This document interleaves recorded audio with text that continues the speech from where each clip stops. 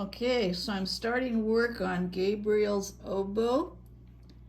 What I did just this morning was try to figure out some fingerings where I don't have to cross strings as much as possible.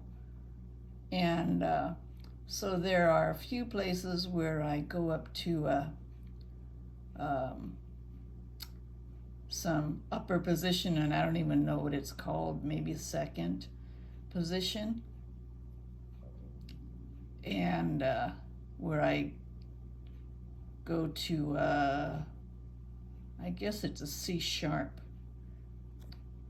like that. See that second line, first measure after the middle, and I have an arrow going up to 3 for the C sharp, and that's so that I don't have to cross strings to do that 8th note and the 2/16 notes where I have 3 4 3.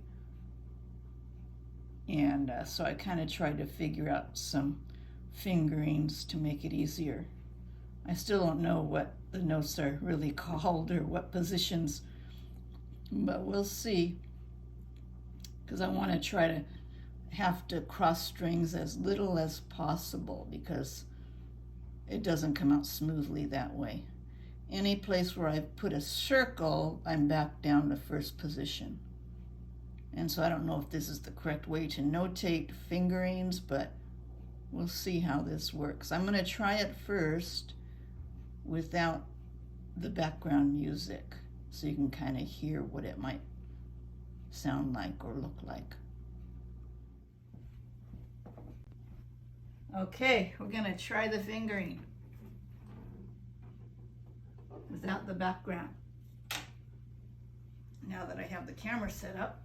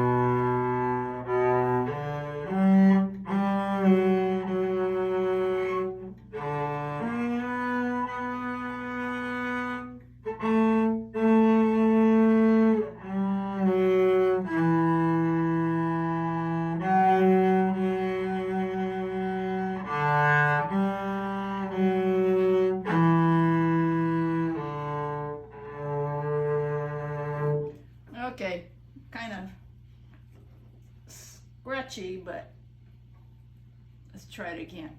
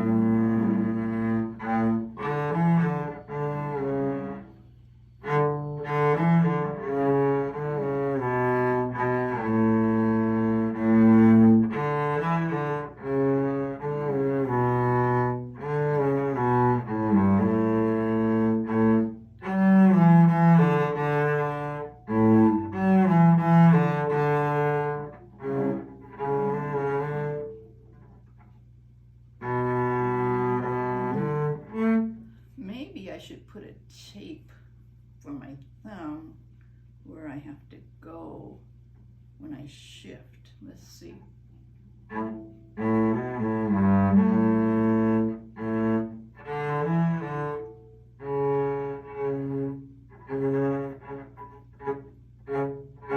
Yeah, maybe I'll do that. I think it's second position. Let's try that. I'm going to stop the video here. Put a piece of tape where I think my thumb might go when I shift, and we'll see if that helps. Okay, I stuck a piece of red tape where I think my thumb should go when I have to shift up, and I'll show it to you. See, this is the first position where my first finger goes for first position, and this is where, well, that's not where my first finger goes, where my thumb goes, and this is where my thumb, I think, should go when I shift up. So we'll see whether that helps.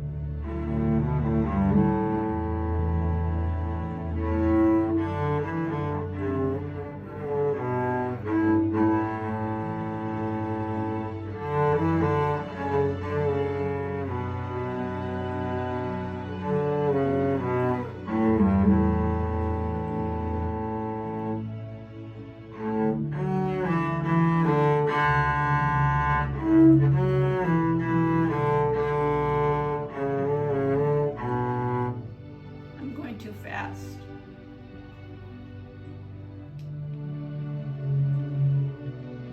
Should put the volume up.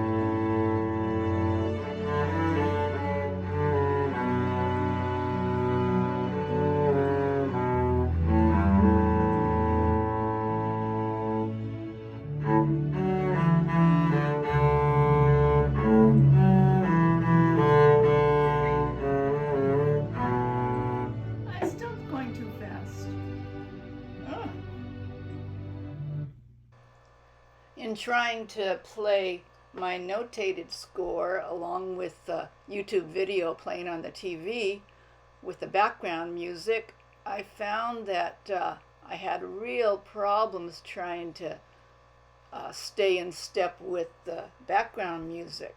I kept going too fast or at times too slow. I don't know if the background music is a consistent tempo or not. But the cello part does have really weird notes. I mean, you've got 8th notes, 16th notes, 8th note going into a half note, and just all sorts of not a really steady, easy rhythm. So I don't know if it's that or if the orchestral background is different as it goes along. but I just couldn't keep in step with the background music. And so what I decided to do instead is, okay, I'm going to try to remember the fingering as best I can without my notated score, and just read the notes that are on the YouTube video, the cello notes there.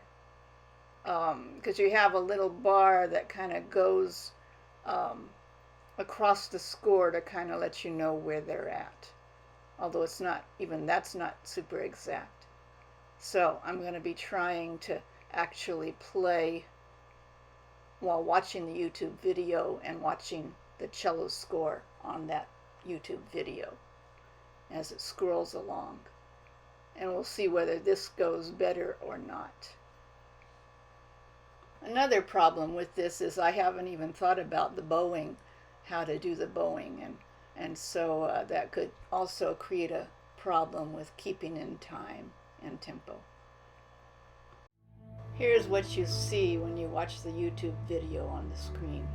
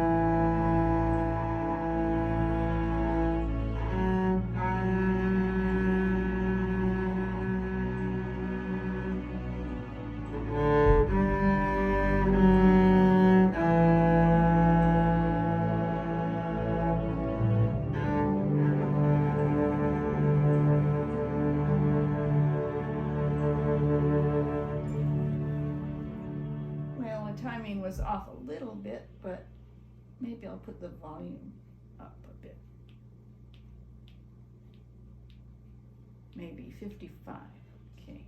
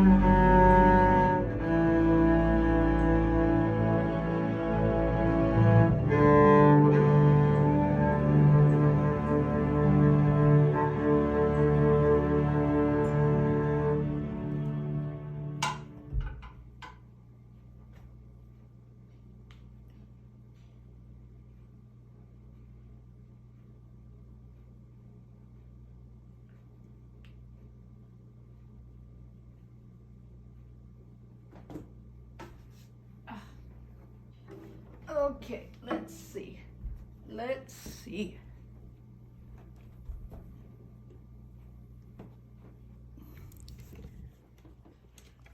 Let's see how bad this is.